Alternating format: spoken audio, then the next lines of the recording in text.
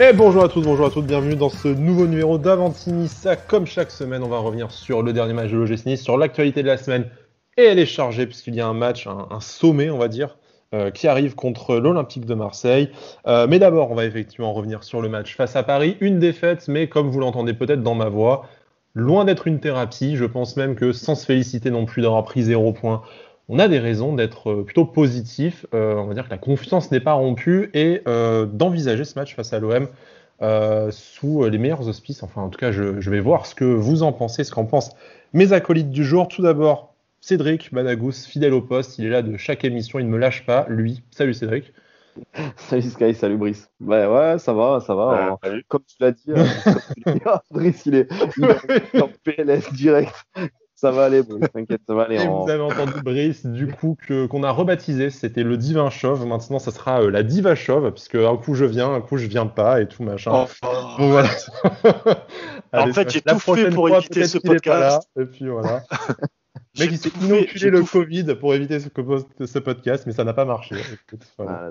j'ai tout fait pour éviter ce podcast-là, où je me suis dit, parce que là, je vais passer pour un schizophrène.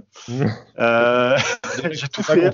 Quand tu dis nous, quand on dit on, Ouais, je sais voilà, pas de c'est quel ça, club ouais. tu parles, donc Je sais bon, plus. Je sais plus. Ouais. À cause de vous, là, putain, depuis l'année dernière, là. je pense Putain, que Il là, va, ils il sont va, très il durs. va vous m'avez dire nous changé, là. il va dire nous pour les deux clubs maintenant. C'est fou, quoi. C'est fou. Ben ouais, nous, pour les deux clubs. Mais franchement, tu veux que je te dise un truc? Pour être franc? Putain, j'espère que Nice va gagner. Putain, c'est ouf de dire ça, mais C'est beau. j'espère. Tu rejoins le La bon côté. Non, parce conversion est qu'à un faite. moment donné, il faut Rejoins le vraiment côté qu'il y ait. obscur, on a des cookies. Là, mais là, en plus de ça, là, franchement, je te disais un truc, je parle pour l'OM. Vraiment, faut vraiment à un moment donné que là-bas, ça change et que ça pète bien, tu vois, mais bien, bien, bien fort sportivement. Et vu que Nice est en forme en ce moment, voilà. Parce que je pense que si le match avait eu lieu initialement prévu, Ah, on prenait je pense que 3-0, ça c'est Marseille, plus c'est avec la cuit, hein. chatte qu'on avait, ah bah oui, avec Non, la mais chatte qu'il y avec avait la du défense côté qu'on de avait Marseille, aussi, Brice. C'est aussi. ça.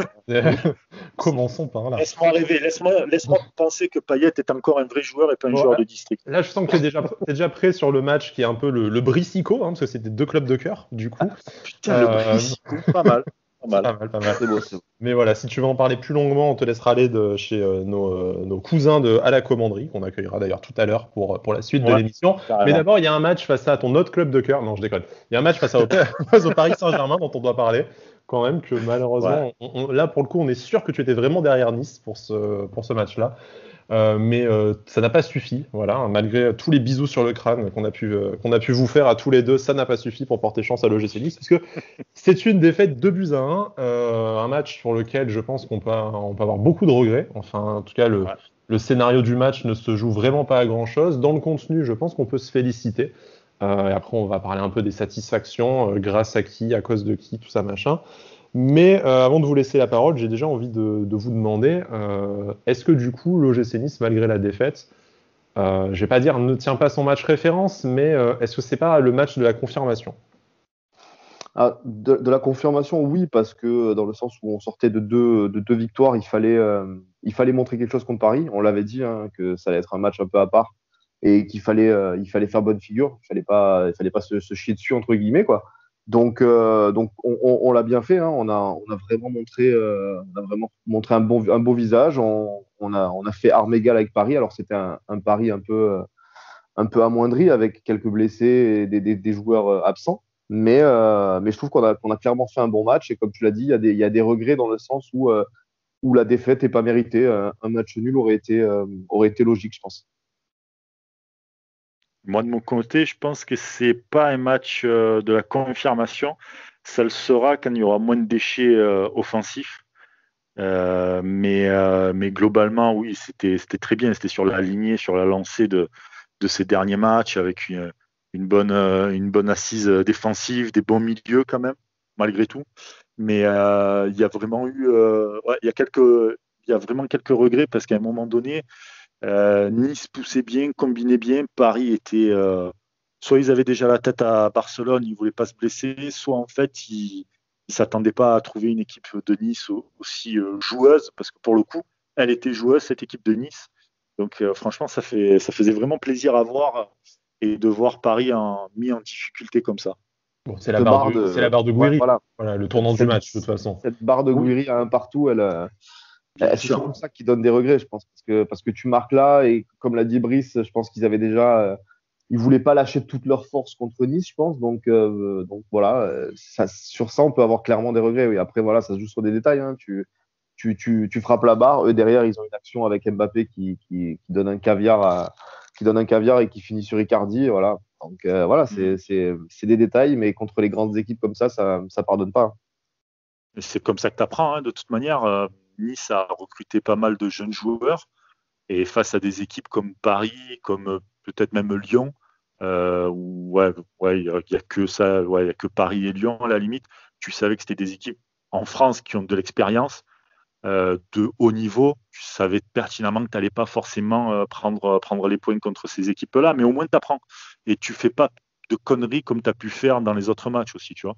Donc c'est bien de ne pas avoir fait de bêtises, même si je trouve que Pellemar sur le premier but, bon, voilà. Mais Après, tu n'es pas forcément pas irréprochable si tu prends 2 buts, mais t'as pas d'erreur manifeste. Je pense qu'on a peut-être voilà, c'est ça. définitivement mis derrière nous. Bon, après, avec la défense expérimentale face à Marseille, on verra.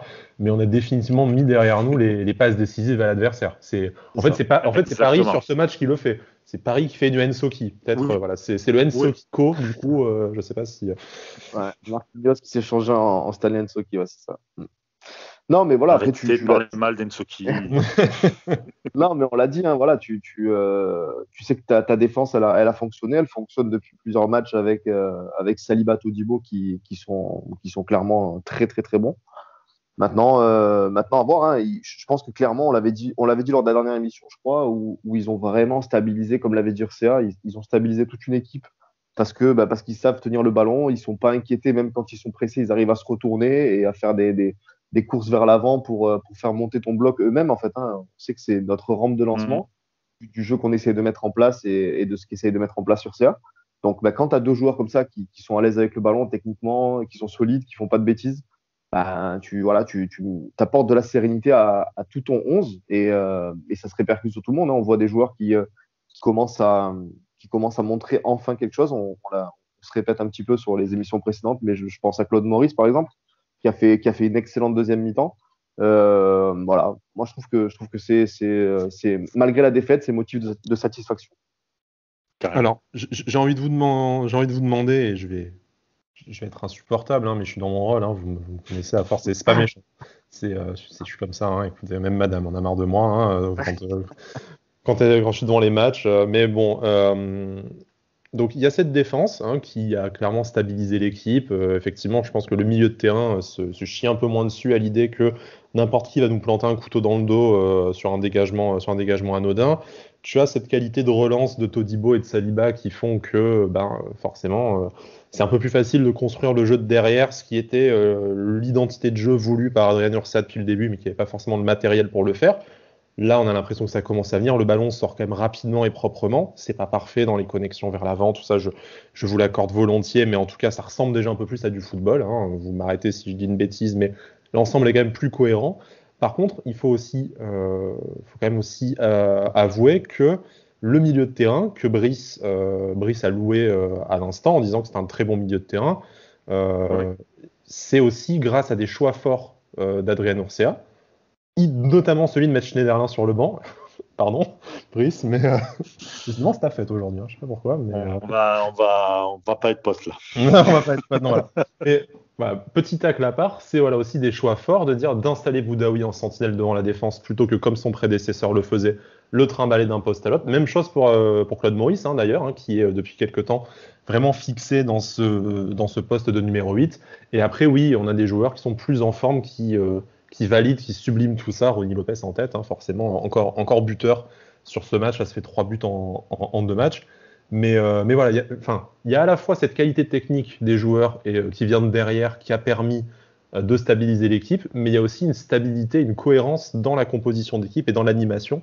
Et Badam ne manquera pas de me rappeler aussi que c'est le changement de schéma en repassant en 4-3-3, bien entendu. C'est un tout. Mais voilà, c'est quand même des choix forts de l'entraîneur, n'est-ce pas? Ouais, Boudaoui, par exemple, c'est sûr à ce niveau-là, d'ailleurs, il y a eu des louanges sur lui, hein, genre, qui ont suivi le match où je crois que c'est Urcia qui a dit qu'il ira sûrement très très haut quand il joue à ce niveau. Nice vrai, hein. Matin qui en parle aussi, du coup. Voilà, c'est ça. Il a fait un match, il fait des matchs très, très, très bons. Il y a rien à dire là-dessus.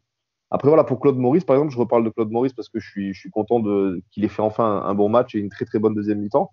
Je pense que ça coïncide aussi malheureusement avec la blessure de Renan Adelaide qui lui a laissé un peu ce poste-là vacant.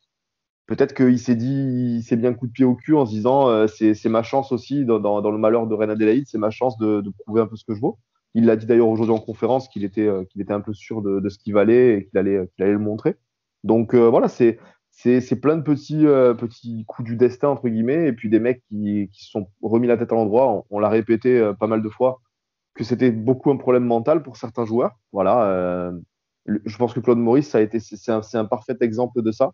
Après, pour finir là-dessus, avec Ronny Lopez, je pense qu'il faut quand même souligner aussi le travail de Nicolas Dion, qui Bien revient à la sûr. prépa physique et qui a sûrement fait un travail exceptionnel avec Ronny Lopez, qui est redevenu au Qui niveau ressemble à physique. autre chose qu'un loukoum aujourd'hui, c'est vrai. C'est ça, Percutant. voilà, il est redevenu fit. Dès qu'il a le ballon, il est dangereux.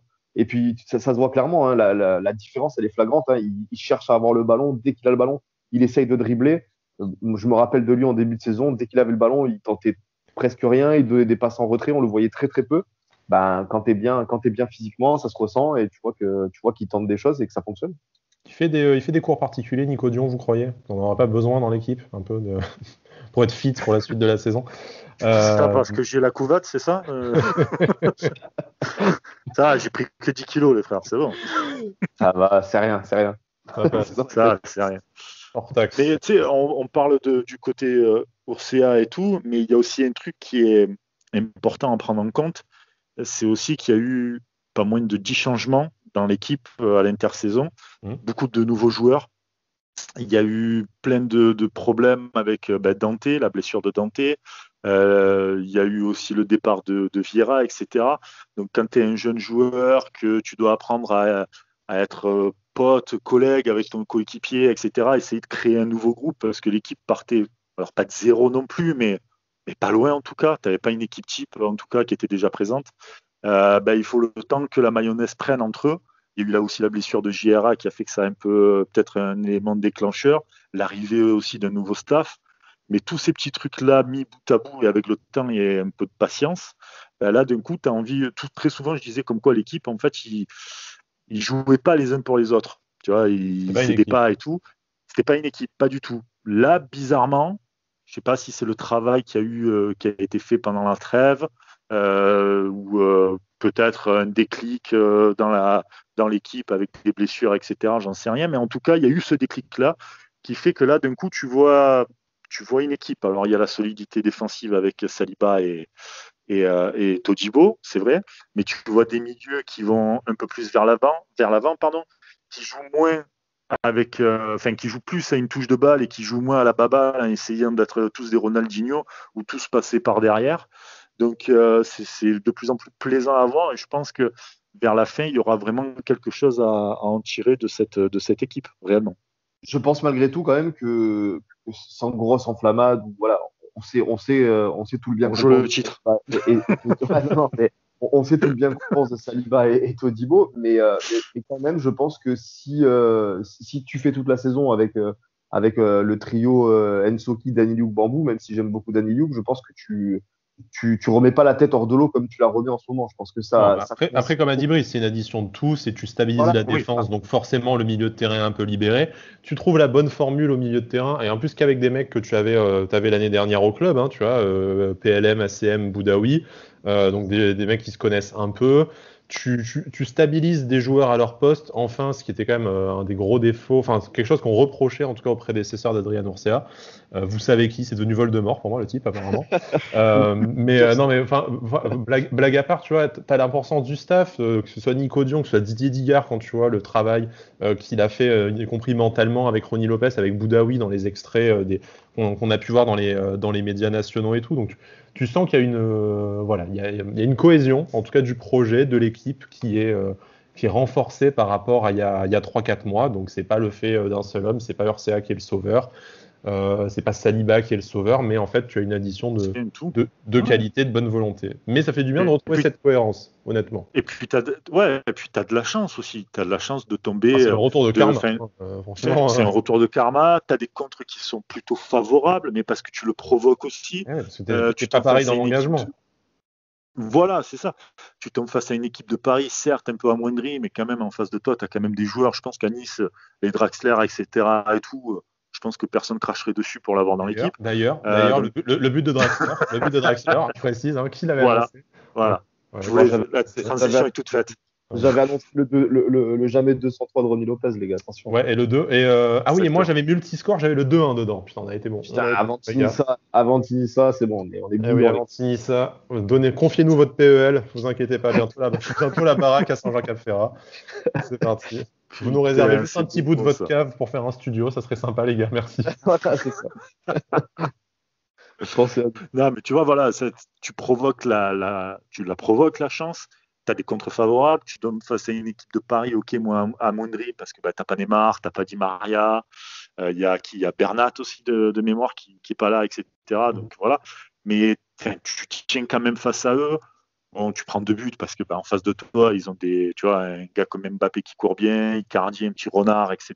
Ils ont quand même des joueurs de classe mondiale. De classe mondiale, mais t'apprends. C'est-à-dire que t'as pas été ridicule, t'as pas été comme certaines équipes. Et puis tu joueras pas Paris tous les week-ends non plus, il faut se dire ça aussi. Voilà, c'est ça. Donc il faut que tu apprennes ça. T'es pas ridicule. Et puis le fait de te dire, ok, t'as perdu, mais putain, t'as quand même tenu la tête haute face à Paris.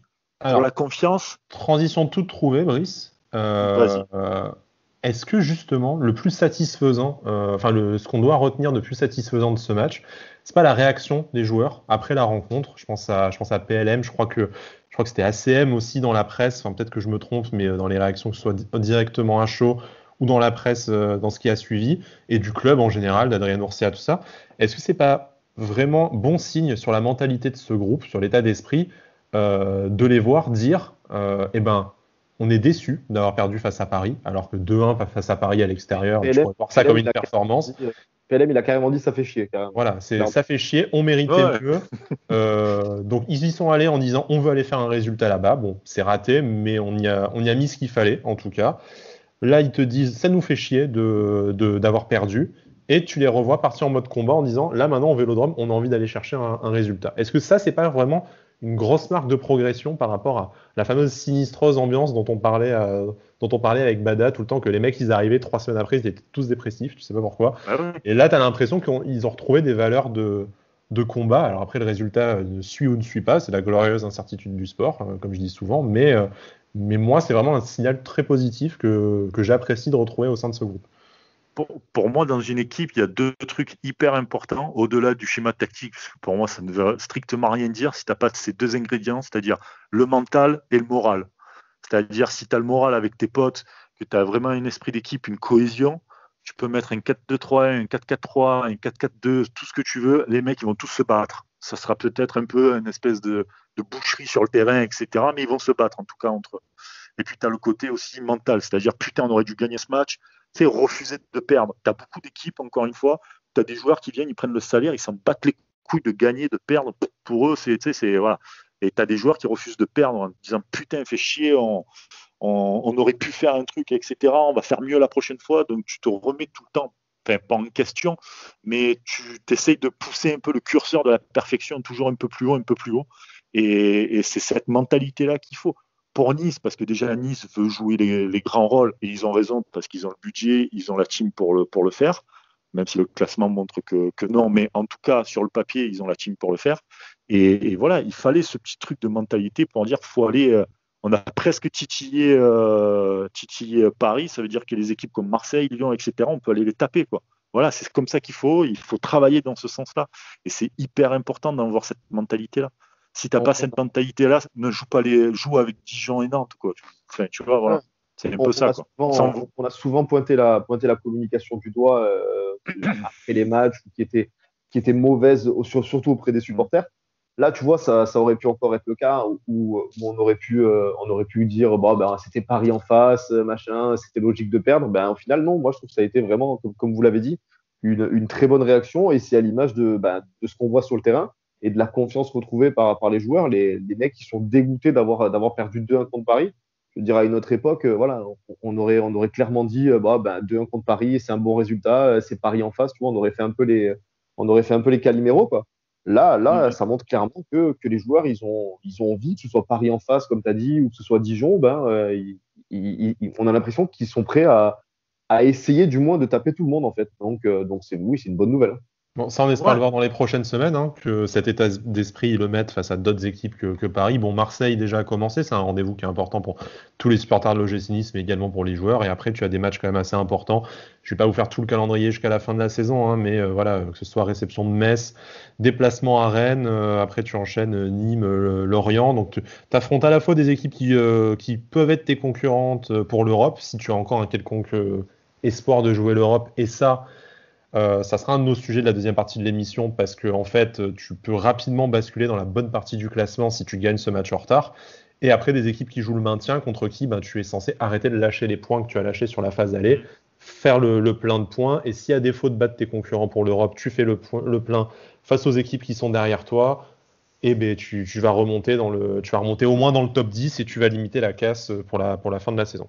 Bon, c'est fou comme en 2 matchs, on est passé de putain, on va caler en Ligue 2 à et si on jouait l'Europe, quoi. Quelle enflammade. Mais c'est ça, c'est le foot et c'est surtout la Ligue 1 quand tu vois que tu as des équipes qui font des matchs nuls, qui perdent, qui sont des concurrents pour le titre, etc. et tout, ça peut aller très vite, hein, c'est hyper serré. Mais après, voilà, tu peux pas. En fait, on n'aurait pas pu avoir ce discours-là, même s'il y a encore beaucoup de trucs à faire, hein, je veux dire, voilà, à travailler pour l'OGC Nice, mais tu peux pas avoir cette émission-là avec une mentalité comme on a vu contre Nîmes ou Dijon l'année dernière, par exemple, tu vois. Tu te fais taper comme une pucelle, c'est incroyable, quoi. Les mecs étaient amorphes et tout. Donc là, oui, tu te dis, putain, là, si les mecs ne se remontent pas, ça peut aller très vite. Mais ça peut aller très vite dans l'autre sens aussi. Après, tu peux revenir à la mentalité. On va parler de Marseille-Nice juste après, hein, mais tu peux revenir à 6 points de l'Europe. Hein. Tu peux revenir à 6 points de la 5e place si jamais tu gagnes ce match. Quand tu penses entre la 4e et la 5e place, tu as 11 points. Enfin, tu te dis que entre la 5e et la 16e place, en fait, tu as 10 points, quoi. Donc sans dire que tout est jouable et que je ne mettrai peut-être pas une pièce chez notre partenaire Betclic sur Strasbourg en Coupe d'Europe, mais en fait tu y es vite, quoi. Tu y es vite, comme tu dis, c'est la magie de la Ligue 1 qui fait que. Ouais, c'est ça. Après, voilà, il y en a qui la critiquent ou quoi, mais c'est la magie de la Ligue 1 et il faut savoir qu'il y a certains clubs qui commencent une petite crise, d'autres qui sont en pleine dedans et qui sont devant toi, et tu peux bien aller les taper. Bordeaux, Marseille. Rennes, je sais pas pourquoi, je sens qu'il y a une petite crise qui démarre là, je sais pas pourquoi. Ils sont un peu en cata. Ouais, ils sont un peu en cata. Tu sais, ça peut aller très vite, quoi. Franchement, ça peut aller très vite. Donc après, voilà, faut passer. Le 17 janvier quand même, effectivement. Donc bon, après on fera notre émission pour le match face à Rennes hein, quand il arrivera. Ça arrive très vite. Effectivement. Mais voilà, ce qu'il faut se dire, c'est que rien n'est fait. Mais en tout cas, avec cette mentalité-là, avec le genre de match qu'ils ont fait sur les 2-3 derniers matchs, on va dire, tout est possible. Peux te permettre, tout est possible dans les deux sens. Mais tout est possible en fait. Et tu peux. Voilà. C'est surtout ça, c'est la régularité qui commence à se faire en fait, où on avait dit, il ne faudra pas que ce soit un one shot, machin et tout contre Angers, comme on avait pu faire face à Angers ou du match aller en fait. Hein, où Sky avait dit que derrière Angers, ça avait été un peu la débandade. Là, c'est la régularité aussi qui nous permet un peu cet enthousiasme-là. Tu te dis bon, il y a eu Angers, il y a eu la coupe contre Nîmes alors qu'on avait fait un peu tourner, il y a un bon match contre Paris et c'est Paris en face. Maintenant, il va vraiment falloir enchaîner pour espérer quoi que ce soit, mais voilà, sans parler d'Europe, de 5e, de 6e place ou quoi que ce soit. Mais tu peux, en jouant comme ça, tu peux voir du positif et regarder devant. Après l'Europe, tu auras tout le temps d'y penser quand tu auras passé la 30e journée, si tu es dans les clous ou pas. Et puis voilà, c'est très tôt pour en parler. Mais déjà, si tu évacues le maintien, je pense qu'il y a encore 2 victoires ou peut-être 3 victoires maximum. Et tu peux après te dire que tu as gardé ta place en Ligue 1 et te dire que après, rien ne t'empêche de viser plus haut. De toute façon, tu n'as plus rien à perdre à partir de là. Écoutez, Brice a essayé de retarder l'échéance le plus possible pour parler du Bricico, parce que bon, on va avoir un grand numéro de schizophrénie entre les deux. Donc, pour l'aider un peu et rééquilibrer les forces, bon, ça fera pas 2 partout, ça fera 2,5, 1,5, vu que voilà, Brice est un peu bicurieux, comme j'aimerais dire. Voilà, on va accueillir Bicurieux, c'est très bizarre ça, sorti de son contexte. Bonjour, bienvenue dans le podcast des libertins.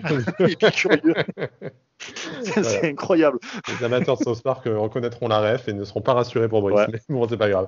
Voilà, on va accueillir Quentin de À la Commanderie, podcast produit par Sport Content. On reste en famille, après Paris avec Passion Saint-Germain, là, Marseille à la Commanderie. Tant que tu ne nous fais pas de podcast sur Bastia, tout devrait bien se passer, Brice. En tout cas, ce jour-là, je serai en maladie ou en RTT peut-être. C'est ça. Très bien. Je renoncerai à mon ticket resto et puis voilà. On va produire ça. J'ai plein de potes corse, on peut produire ça. Quel jour. De toute façon, Corse, Marseillais, c'est un peu tout la même merde. Bref. Voilà, Allez, ça démarre. Tu vois, moi, je suis sympa avec vous. On lance l'avant-match. Allez. On lance l'avant-match. On va accueillir Quentin pour te redonner un peu de force. Salut Quentin, comment ça va?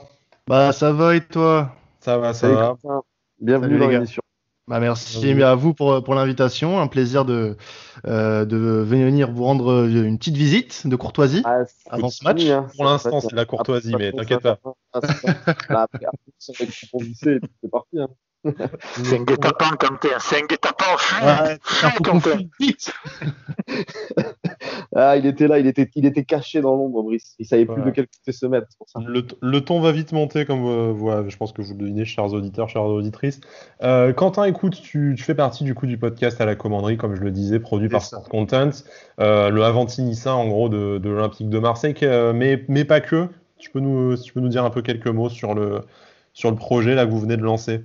Bien sûr, bah écoutez, rien de bien différent de vous, on parle de notre club qui est l'Olympique de Marseille. Voilà, on a des débats un peu écharpés par moment, on n'est pas forcément d'accord sur tout, et c'est ce qui fait un petit peu la caractéristique des supporters de l'OM, d'accord sur tout et d'accord sur rien à la fois.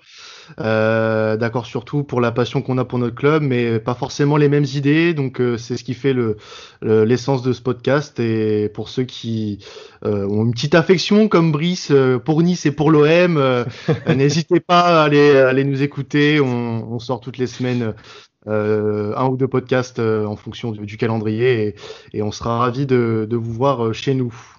Bon, alors des supporters qui sont... T'as vu ça? C'est beau. Il a été à bonne école. 0 mois de radio, les gars. Mais faut savoir que Quentin, je lui ai donné le sein, je l'ai bercé, cet enfant. Ah oui, ça fait 1 an. Ça fait 1 an, c'est un peu mon papa, quoi. Tu vas passer pour un vieux, Brice, arrête. Ouais. Bon, déjà. Putain, je te jure, quoi. Ouais, c'est bon. Du coup, l'actualité de l'OM, c'est quand même très, très chargé entre mythomanie autour de la vente, donc j'imagine les supporters qui s'écharpent là-dessus, le projet Agora qui vise un peu à faire votre propre plan Le Prou, des résultats qui sont très compliqués, Dimitri Payet qui a bien du mal à mincir puisqu'il ne marque plus, enfin à maigrir pour reprendre ses mots exacts. Faudrait qu'il joue déjà pour mincir, c'est compliqué. Valère Germain qui a toujours l'air d'être votre souffre-douleur pour une raison qui nous échappe à Nice. Dis-nous. Juste un truc, je ne t'ai jamais vu aussi en forme dans un podcast Avanti-Niça. C'est vrai. Clairement. Ah, tu débites à mort là.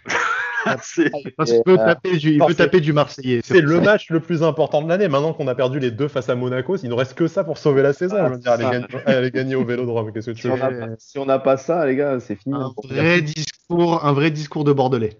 Ah non, pas d'insulte. Pas d'insulte. Je suis pas en train de te dire qu'on a envie de.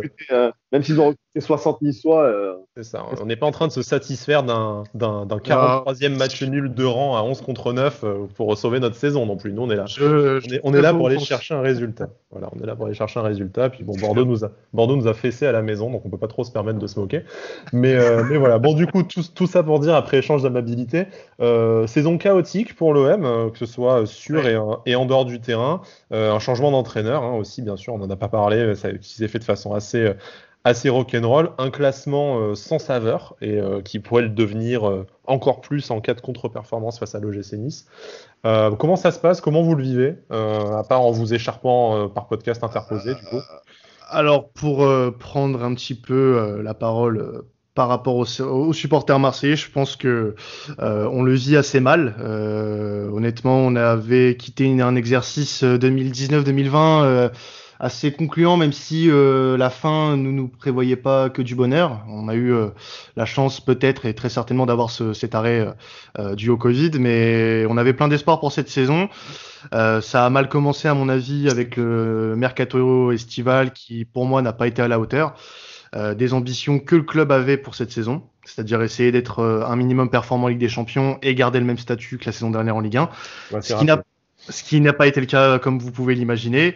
Aujourd'hui, on pointe à la 9e place, 9e, 10e place, je sais plus exactement, pour vous dire à quel point ça m'affecte. On a une situation sportive et administrative chaotique. Pour le sportif, le départ d'AVB, des joueurs en méforme et en complète régression depuis la saison dernière. Je pense à Dimitri Payet, qui n'est plus que l'ombre de lui-même, même s'il recouvre pas mal son ombre en ce moment. Un Florian Thauvin qui s'est jamais remis de sa blessure et qui est complètement fantomatique malgré ses stats. On va pas faire de lui le Tammy Abraham de l'Olympique de Marseille, mais c'est presque ça. On a un Dario Benedetto qui a mangé sa grinta, très certainement. On ne sait pas où il l'a foutu. Et voilà, le reste, ce n'est que des illusions. Nagatomo, voilà, on ne sait pas ce qu'il fout là. Les seules satisfactions viennent de jeunes joueurs, Camara, Gay, qui sont pour moi les deux révélations. Enfin, Camara, c'est plus une confirmation qu'une révélation, mais Gay, c'est vraiment une très très bonne surprise et j'espère qu'il restera avec nous cette saison. Enfin, la saison prochaine, du moins. Voilà, il y a beaucoup d'insatisfactions. Je peux toutes les nommer et je pense que ça prendrait une demi-heure. Mais voilà, le départ d'AVB était on va dire un peu prévisible dans le sens où il commence à avoir une communication assez agressive, comme il a pu l'avoir par le passé d'ailleurs. Quand il se sent sur un siège éjectable, il commence à être agressif, que ce soit envers les médias ou même envers ses dirigeants. Et voilà, aujourd'hui on est dans une situation, ça fait 2 semaines qu'on est sans entraîneur, et même si Nasser Largué, qui on le rappelle n'est pas son métier de base, fait ce qu'il peut, c'est malheureusement pas suffisant. Quand on est un club comme l'Olympique de Marseille, on se doit d'avoir un coach même pour finir la saison, un vrai coach. Et là, malheureusement, ça ne présage rien de bon. Surtout avant ce match contre vous, qui est une équipe qui a eu son lot de déceptions cette saison avec Patrick Vieira, mais qui commence un petit peu, on va dire, à sortir la tête de l'eau, même si c'est pas probant non plus. Mais voilà, ça va être très compliqué pour nous ce mercredi au Vélodrome. Je pense qu'on aurait préféré vous jouer quand le match aurait dû avoir lieu plutôt qu'aujourd'hui. Bien sûr, très clairement. C'est clair. Compliqué, beaucoup d'absents en plus. J'étais en train de regarder, j'avais un gros nombre d'absents en tête. C'est même peut-être une dizaine potentiellement, pas n'importe qui. Voilà, du coup, Payet, Rongier, Alvaro, Tchaïtatsar. Rongier serait là. Son match de suspension, ça sera contre Lyon dimanche. Bonne nouvelle. Après, c'est plus physiquement qui serait peut-être pas à 100% parce on rappelle qu'il était sorti, il n'était pas à 100% non plus contre le Paris Saint-Germain et bon, il est pas non plus, voilà, c'est une des déceptions cette saison lui aussi, Valentin Rongier. Rongier, ça fait à peu près une saison qu'il est incertain, si tu veux. Ouais, voilà. Après, toujours meilleur que Cuisance, n'est-ce pas? Oui, voilà, mais quelle Cuisance, je l'ai dit un petit peu. On avait ragé de se faire coiffer au poteau cet été, en fait, au final, au final. Regardez-le. Après, bon, je suis certain que c'est comme beaucoup d'autres joueurs qui ont floppé chez nous, c'est le contexte. Voilà, le contexte, certains n'ont pas les reins assez solides pour être joueurs de l'Olympique de Marseille. Ça ne s'improvise pas. Ça s'improvise pas des joueurs de l'OM. Et il y a des saisons où l'environnement est quand même particulièrement toxique. Je pense que ça n'aide pas un jeune joueur à s'épanouir. T'as besoin de joueurs d'avoir des coronets vraiment. Un mec comme Alvaro porte vraiment cette identité vraiment que d'autres joueurs n'ont pas. Un mec comme Dario Benedetto qu'on nous a vendu comme un mec à la grinta qui bouffe tout ce qu'il y a sur son passage. Aujourd'hui, c'est un petit roquet. Voilà, on a. C'est pas Pokora maintenant. Ouais, c'est pas Pokora.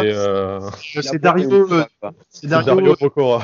C'est Dario dans les Marseillais à Cancun, tu vois, c'est un peu ça. Et voilà, il y a... Julien Tanti, quoi. Ouais, c'est ça. Bah, il pourrait faire le tournoi des fratés à l'aise, hein, franchement. Attends, je sais pas Mais- toi, Cédric, là, mais ils sont en train de se Non, faire mais du Dario- Black Mars entre eux, je comprends pas. Ouais, ça me parle des Marseillais sur J'ai W9. pas- là, j'ai pas la je ref. vais Voilà. je vais Ouais, quoi. Non, mais en fait, ce qu'il y a, c'est que si tu veux, on nous vend beaucoup de joueurs et on nous a toujours vendu beaucoup de joueurs. Genre, là, il a la grinta et tout. Alors, c'est bien beau d'avoir la grinta, mais en fait, on te demande juste de jouer un match de foot.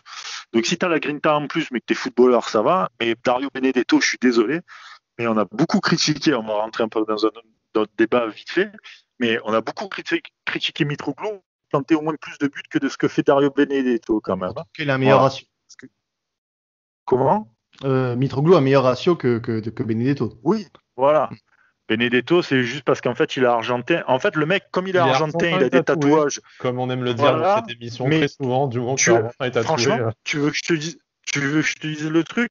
Dario Benedetto, tu enlèves les tatouages, la nationalité argentine, tu lui donnes français, c'est de Préville, le mec. Hein. C'est Il ne fait Valère rien. Germain, je pense. Enfin, vous auriez le même traitement que Ah là là là Valère là, Germain, quoi. ne parlons pas de Valère voilà. Germain. Non, moi je l'aime bien, Le Valère. je l'aime chouchou bien. de Cédric, Valère Germain. Moi je l'aime bien, Valère. Non, mais c'est- ce qui m'attriste pour Valère Germain, c'est vraiment le visage qu'il a pu montrer, par exemple, chez vous et à Monaco, et qui est complètement différent chez nous aujourd'hui. Et c'est triste. Donc, l'action qu'il a eue contre Bordeaux, c'est assez significatif de son passage à l'OM. Un manque de couilles. Voilà. Ouais, Pour- Il est formé à Monaco, tu peux pas trop lui en pour- demander. Il y a la Pour- Au bout d'un moment, bon, Parce que papa, pour- ouais. c'est Quand même. princesse un jour, princesse toujours. Hein, tu sais. Oui, c'est pas faux. Ouais, Mais voilà. Après, du papa aussi, qui est une légende à l'OM, je pense qu'il y a un peu ça. Et tu as des joueurs, comme tu l'as dit, déjà le contexte marseillais est compliqué, mais en plus, quand Ouais. tu sais qu'il y a ton père qui a fait les C'est les dur belles- pour les Marseillais de réussir à Marseille. Hein. On va pas revenir sur l'épisode Gignac, Ah oui. qui a mis aussi pas mal de saisons, qui a failli être prêté Ouais, à mais l'OGC lui- Nice à l'époque. lui, Nevers. Enfin, bon, Lui, il a réussi parce que lui, il a compris un truc, c'est qu'à un moment donné, il fallait travailler. ouais, mais combien Clairement. d'années il a mis à réussir? il a mis 2 ans. Il a mis 3 ans. il a Non, mis 3 ouais, ans. voilà. Mais déjà, parce que premièrement, il arrive, Deschamps ne le voulait pas, il préférait avoir Luis Fabiano. Ouais. Pour le même prix, il a eu Rémi et Gignac, mais il n'en voulait pas. Ensuite, lui, il est parti. Il y a eu l'Elibop. Ça a plutôt bien marché, mais bon, voilà.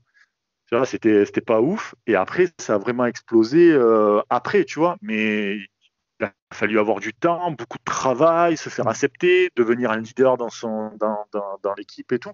Et c'est ça le problème aujourd'hui à Marseille, dans l'effectif actuel, c'est que tu n'as aucun putain de leader, même pas technique en plus. Tauvin, le mec, il est à 6 mois de l'euro, enfin peut-être moins de 6 mois de l'euro. Le mec, méconnaissable, fin de contrat, on ne sait même pas où il va signer. Ben, ça, c'est son problème, à la limite, on bat les couilles.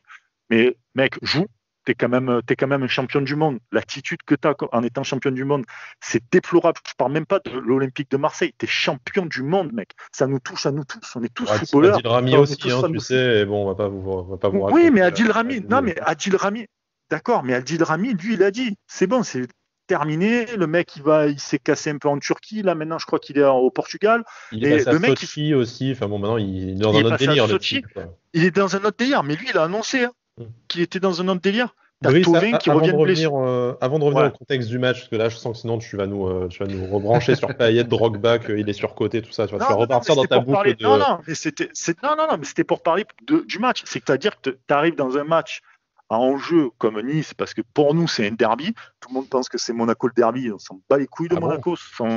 Voilà. Qui on a quelque chose à foutre de Monaco. Genre... Nous, Voilà, depuis qu'on non, peut mais plus c'est y aller en vrai, scooter, ça nous intéresse vachement moins, quoi. En plus, tu vois. Non, mais ce que je veux te dire, c'est que il y a ce côté derby avec les supporters.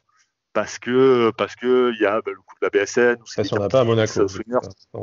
Déjà, il n'y en a pas à Monaco, donc il n'y a pas ce truc-là. Puis 2 grosses villes quand même du sud. Voilà, bon, malgré que Marseille soit un peu plus au niveau football, plus développé, avec un meilleur histoire que Nice. Un meilleur club, Nice qui veut venir ne marche pas sur des œufs. Hein. Non, voilà, je voulais pas blesser personne, mais voilà, c'est un peu comme. Donc, tu as toujours Nice qui arrive avec le couteau entre les dents et tout. Donc, c'est de belles oppositions. Et il te faut des mecs attention, ce côté leader, pas grinta, on s'en bat les couilles de la grinta, ça t'amène à rien. Mais leader, tu vois, des mecs où genre, voilà, t'arrives, mec, c'est Nice, on gagne comme Bordeaux. Bordeaux, toute la saison, ils s'en battent les couilles. Eux, ils coachent juste Marseille. Voilà, c'est le match à gagner, point. Ou à ne pas perdre. Brice, est-ce que cette baisse de leadership à l'OM, une coïncidence ou lien de cause à effet ne coïncide pas avec le départ de Grégory Sertic? Écoute, ça me fait plaisir que tu en parles parce que j'avoue que je savais pas quand est-ce que quelqu'un allait en parler. Effectivement. On a énormément perdu avec Sertic. Voilà, je sais même pas quoi dire. On va réussir à le faire venir dans l'émission quand même. On va réussir, je pense, un jour. Ouais. Déjà, c'était quoi? C'était pour son anniversaire qu'on avait essayé de le stalker sur Insta pour qu'il fasse un message à Brice. Ouais, il n'avait pas répondu, ce con, putain. Putain, je te jure. On a le leadership, quand tu as des matchs comme ça aussi importants, et il n'y en a pas beaucoup dans le championnat de France, hein, c'est pas comme en Angleterre où tous les week-ends tu as des derbies, j'exagère un peu, mais on n'en est pas loin de cette vérité. Là, c'est un derby à 250 km, donc déjà c'était un peu galvaudé l'esprit du derby. Quoi. Mais, oui, parce que nous en France on appelle ça derby, mais on va dire rivalité. Marseille réellement a trois grosses rivalités, Paris, Lyon, Nice. Point. Ouais. Ces matchs-là, tu dois les gagner. Mais quand tu n'as pas de leadership, quand tu n'as que dalle et que tu as des mecs qui préfèrent être sur les réseaux sociaux ou ne pas travailler à l'entraînement ou alors arriver sur le terrain en marchant, qu'est-ce que tu veux gagner un match comme ça? Clairement. Bon, à voir si nous on a davantage de leadership, hein, parce que bon, les arguments que tu apportes, en fait, on pourrait les apporter pour ton autre club de cœur, l'OGC Nice, du coup. Donc on verra bien qui a le moins pire leadership, du coup, pour la rencontre. C'est quoi? C'est mercredi 21h. Mercredi, ouais. Mercredi 21h. Mais Nice a un truc que Marseille actuellement n'a pas, c'est une cohésion d'équipe ou un effectif. Après, on l'a depuis 3 matchs, donc c'est peut-être la confirmation. Non, si tu fais un résultat à Marseille, au Vélodrome, ce qui est relativement peu arrivé en plus dans l'histoire récente de l'OGC Nice, ce qui n'est pas inédit, mais qui arrive pas très souvent quand même, c'est peut-être le moyen de lancer vraiment ta fin de saison et ce sera peut-être un acte fondateur de cette saison, de la génération Orcea, comme le tweet est prêt dès le prochain premier match accompli. Donc j'attends de sortir, le gif animé est prêt et tout. Rappelons quand même que la sérénité qui est revenue depuis 3-4 matchs, les personnes de Todibo et Saliba, on les aura pas plus pour Marseille, hein, donc c'est aussi une note à prendre en compte. Et c'est un constat qu'on peut aussi apporter chez nous. Des joueurs comme Encham, Nirola, Arkadiusz Milik ne seront pas là, alors que les satisfactions depuis quelques matchs viennent des recrues, et les recrues ne seront pas là. Tchaleta Tsar absent. Sakai, à ma vie, dans le groupe, mais probablement absent aussi, enfin du moins pas en état de jouer. Certain, ouais. Incertain, voilà, un Dimitri Payet qui va revenir, dans quelle forme, on ne sait pas. Voilà, on est dans un flou complet pour cette rencontre. Honnêtement, je vais être complètement défaitiste, mais j'attends pas grand-chose de cette rencontre.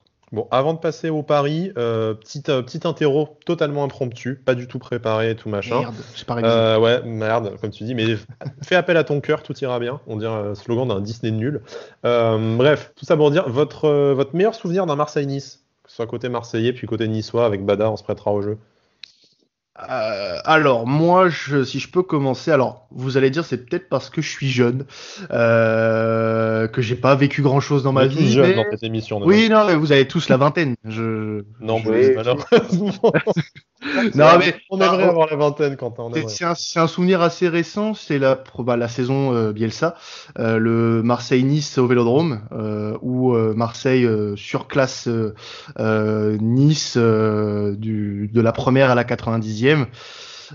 Donc c'est en 2014 et du coup un geste que je retiens de ce match, c'est Barrada qui claque une roulette en pleine défense. Incroyable. Barrada, putain. Lui aussi, on pourrait faire un podcast sur lui avec à la commanderie. Mais voilà, c'est un des trucs qui m'a marqué dans les OM Nice. Alors j'en ai pas non plus, enfin si, j'en ai vécu quand même pas mal. Mais si j'avais un meilleur souvenir à tirer d'un Marseille Nice, ça serait celui-là, ouais. Brice. Alors bizarrement, ça va être une victoire de Nice, hein, attention. Marseille Nice, c'est pas Nice Marseille, hein, petit piège. Un Marseille-Nice sera en Coupe de France en 2014. Que vous gagnez, putain. Ah non, le tu 5-4, me voles mon souvenir là, tu nous voles notre souvenir. c'est abusé. Il nous casse notre souvenir là avec les pitchouns de la Gambardella, quoi. Ben ouais, parce qu'en fait, au-delà de. Parce que déjà, en fait. Je préfère te prévenir, Quentin, il est outré là, je pense. Je suis Non, choqué. non. Je vais demander Non. à la commanderie. Tu me parles du meilleur souvenir. Je te parle pas donc forcément que du match, mais ça parle aussi de. Parce qu'en fait, c'est le premier match. Non. Mais c'était le premier match où j'avais amené mon neveu au stade. Alors ouais, c'était bon, voilà, c'était une défaite et tout. Et moi, en fait, tout le long, je disais putain Nice parce que j'ai fait du foot. Et à chaque fois qu'on allait à Nice, ça se passait mal. À chaque fois que Nice venait, ça se passait mal. Et moi, j'étais là, tu vas voir Nice. Et on s'est fait baiser par Nice. Voilà, donc c'est un des plus beaux souvenirs, enfin des plus beaux, façon de parler parce que j'ai partagé ça avec mon neveu si tu veux, mais voilà, après en tant que supporter, oui, c'est le 4-0, le plus récent pour moi c'est le 4-0, c'était je crois une doublée de Payet d'ailleurs à l'époque. Oui, je crois que tu as raison. Ouais, c'était un doublé de Payet et ouais, Barada qui nous fait sa seule masterclass tant que donc voilà, mais ouais, je déteste ce joueur. Et mais ouais, sinon plus récent en tant que victoire comme Marseillais, oui, c'était le 4-0 face à Nice. Il n'y a pas photo. Cédric. Bah nous forcément, hein, il nous a un peu coupé l'herbe sous le Il y pied. a la génération 2007 aussi. Ouais, mais c'est vrai quand même que comme ça, si tu me dis premier souvenir, je vais penser quand même à ce match de coupe avec Mopé qui met la misère tout le match à la défense marseillaise. Et un au but de Vieux-Brest. Greg Puel, quand même. Et un but de Grégoire Puel. Bozetti aussi qui met le premier but, qui va montrer son tatouage BSN aux gentils supporters marseillais. C'est un peu un tout. Voilà, voilà. Quand on parle de Marseille-Nice, premier souvenir, après il y en a plein d'autres. Hein. Il y a eu des victoires avec des buts un but de Vincent Oignon, si je dis pas de bêtises. La génération 2007, Oignon et le Buick, effectivement. Voilà, donc voilà. Mais comme ça, voilà, premier souvenir, je te dirais les pitchouns de la Gambardella qui vont gagner 5-4 avec notre ami Fabrice Abriel, qu'on avait eu dans l'émission d'ailleurs.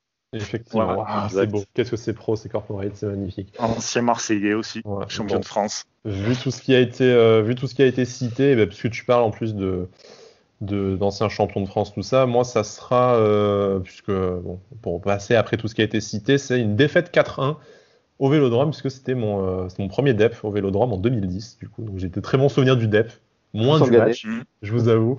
Mais tous en gagné, voilà, avec un but d'Emer Sfaé.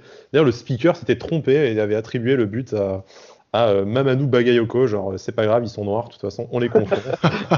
Moi, j'ai speaker raciste au Vélodrome, je dénonce. Et puis, voilà. Putain, c'est pas beau. Ah ben, non, malheureusement, ça a été prouvé que. Ah bah voilà, en plus, je ne mets pas de conneries. Avec ce speaker, il y avait eu quelques histoires, mais après, je peux vous aller plus loin. La dénonciation, là, les révélations. Non, mais les gars, c'est passé dans la presse. Ah bah, c'est passé dans la Provence ou la Marseillaise, on lit pas ce genre de trucs, nous, tu sais. Donc, ouais. Voilà. Bon, merci d'être prêté à ce petit jeu-là. On va passer à nos paris avec notre partenaire BetClick. Est-ce que tu restes avec nous, Quentin? Oui, bien sûr, bien sûr. T'es pas obligé de nous lâcher les cotes si tu les as pas en tête. Mais bon, voilà, nous suivrons au moins. Alors, messieurs, incroyable, la Team Skippy, on est tous les trois d'accord sur le 1 et 2, puisqu'on a tous les deux dit match nul à 3,40. Ouais, c'est ça, tous les trois même. Tous les trois même, t'as dit tous les deux. Tous les trois, oui, j'ai dit la Team Skippy, mais tous les trois. Je m'inclus dedans aujourd'hui. Je m'en vais raser mon crâne aujourd'hui. Je trouve que depuis que tu as repris le lead de l'émission, c'est plus pareil, quoi. Le mec m'éjecte quand tu pleures, moi. Et dire que tu veux le reprendre, quel dommage quand même. Mais non, mais match nul. Match nul, c'est coté à 3,40, c'est ça, je crois 3,40, ouais. 3,40, c'est ça, 3,40. Voilà, on va pas être trop chauvin, on va pas se manger un coup de karma dans la gueule, on va parier sur le match nul, et puis si on gagne, ce sera qu'une bonne nouvelle. Quentin? Je vais te dire que je vais signer pour le match nul, évidemment, avec le contexte actuel. Pour le match nul, carrément. Bah oui, mais après c'est un derby, bien sûr que j'ai envie qu'on gagne, mais le contexte actuel et les absents établis font que j'y crois pas des masses, quoi. Donc un match nul serait le bienvenu dans un match qui a tout l'air d'un bourbier pour nous. Alors pour les buteurs, 3 buteurs différents. Plus ou moins fit, hein, mais en fait c'est un peu comme nous dans la réalité, on va du plus fit avec moi, à Brice, du coup, qui va direct au Loukoum. C'est pas Donc, gentil. Brice, c'est Team Brice. Loukoum, mon frère. Team Qu'est-ce qu'il y Loukoum. a Team Couvade. Un but de Ronny Lopez à 4,42, donc il ferait la passe de 3. Ouais. La passe de 4, Je pense qu'il la passe de 3 matchs, mais de 4 buts. peut le faire. C'est ça. Je pense qu'il peut le faire face à une défense. Ouais, je ne saurais même pas quoi dire sur la défense. Il n'y a pas Mais d'adjectif. il n'y a plus il y a pas d'objectif. Mais j'essaie d'en chercher un, mais il n'y en a pas. Je suis un peu comme D'accord. Patrick Bruel. Voilà. Tous les mots qui me viennent sont dérisoires. Ceux qui Oh ont là la ref, merci. C'est incroyable. Ah oui, Là, ah oui, ah Là, oui. on cite Patrick Bruel quand même. Je pense qu'on peut s'arrêter là, les gars. Et puis voilà, allez se. Écoute, c'était. Voilà. Je sais pas comment rebondir après ça, donc je vais donner la parole à Cédric, du coup, avec Gouiri buteur. C'est ça, Gouiri buteur pour moi, coté à 3,45. Voilà, je me dis Gouiri dans un match comme ça, il a été pas mal actif contre Paris. On sait qu'il a un peu du déchet à la finition depuis quelques matchs, même s'il a marqué contre Angers. Mais voilà, je me dis comme Brice ne trouve pas d'adjectif sur la défense marseillaise, je me dis que Gouiri peut leur faire mal. Bon, alors le petit Loukoum pour Brice, le petit nerveux pour Cédric avec Gouiri. Et moi, le grand tanké et impassible, ça me va pas du tout, mais c'est pas grave, avec Danny Luke, craquage complet sur la cote, puisque je vous lâche un 17,75. Donc en espérant qu'il soit titularisé, qu'on n'ait pas une charnière Bambou-Nsoki. Mais dans ce cas-là, si Soki quand même, je vais mal le vivre quand même. Bah, déjà, je change, je mets pas le nul, tu vois, je mets la défaite directement, mais non, c'est moche, j'ai été médisant, je me flagellerai publiquement sur Twitter si jamais Bambou Nsoki nous font arracher la victoire. Peut-être que Nsoki, ancien Titi, tu vois, il y avait une cote, je crois, à 175 avec lui, donc je vais regarder, je vais investiguer là-dessus. Et pour vos fun bets, donc voilà, Brice est resté dans la sobriété, avec nul et au moins 2 buts, à 3,98. C'est pas ouf ça quand même, Brice. Ça. On a besoin de faire des économies en ce moment ou comment ça se passe ? Tu nous as habitués à mieux. Non, ouais, c'est clair, j'avais fait la cote à 100, mais c'est pas passé. Je suis assez déçu. La déception est palpable par ici. Mais non, c'est que je vois bien petit 1-1, pas plus. T'as 2 défenses pas ouf. Je pense que niveau créatif du côté de l'OM, en fait, les milieux ne fonctionnent pas avec les attaquants. C'est-à-dire qu'on a des milieux qui peuvent faire des contre-attaques et on a des attaquants, un secteur offensif qui aime bien garder le ballon. Donc ça ne marchera pas non plus. C'est mon impression en tout cas. Donc ouais, je vois bien le 1-1 qui va peut-être même arranger tout le monde. Je pense. Bon, alors on va tout vous dévoiler des coulisses de l'émission. Il y a Quentin qui est en train de rager là en scred parce que il avait préparé les cotes et tout. Alors vas-y, donne-nous ta cote. Non mais je vois que c'est et ta cote, ton fun bet à plus de 3 tant qu'à faire. Fais-nous les je vois que c'est quelque chose de propre à Avantinissa, puisque dans une émission, Brice m'avait déjà oublié pour des pronos pour Stadium Ligue 1. Donc bon, je vois que je suis persona non grata, il n'y a pas de souci. Non mais plus sérieusement, pour les buteurs, moi j'en vois un. Enfin, j'aimerais bien le voir débloquer son compteur en Ligue 1. C'est Amadou Bamba Dieng qui sera, selon les dernières infos, peut-être titulaire à la pointe de l'attaque, vu que Benedetto est suspendu et que Larguet aimerait bien le lancer. Donc j'aimerais bien le voir déjà jouer, voir ce qu'il donne en tant que titulaire dans un match comme ça. Et pourquoi pas le voir marquer, là, elle est à 3,50 sa cote au Minot, donc pourquoi pas. Pas mal du coup. Ensuite, du coup, Cédric, pour ton fun bet, que tu m'as honteusement copié d'ailleurs. Ah non, copié, on l'a envoyé en même temps, c'est pas beau. Nos esprits sont connectés. La délation, quoi. Mais moi, en fait, je fais tout simplement un combo de mes 2 premiers paris, c'est-à-dire que je fais un combo Gouiri buteur et son équipe fait match nul, du coup, et c'est coté à 15. C'est fou. Je vais faire du coup la même chose, combiner de mes 2 paris, le nul et Danny Luke qui marque à 110. Donc les gars, si ça passe. Ah, c'est vrai, si ça passe, je vous paye le studio. C'est ça. Bon, on fait une Covid party avant Tinissa, allez, du champomis pour tout le monde, et puis c'est parti. Quoi. Voilà. Bon. Ouais, on reste sur le champomis. Est-ce qu'on peut vraiment continuer l'émission après ça, du coup Après Patrick Bruel et le champomis, je pense que voilà, on peut s'arrêter là, je pense. Ouais. Qui a le droit de continuer après ça? Pardon, voilà. Il est temps d'y aller.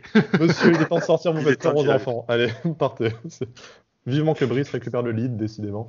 Bon, bref, tout ça pour dire, Quentin, merci de nous avoir rejoints pour cette émission. Merci à vous. Si on a envie d'entendre plus d'actualités de l'Olympique de Marseille, on n'est plus les bienvenus dans Avantinissa, mais vous pouvez retrouver à la commanderie, du coup, qui sera plus adéquate pour vos goûts douteux. On te souhaite un excellent match, une excellente saison à l'Olympique de Marseille, mais en fait non, et surtout après le match, à partir de jeudi, si vous voulez.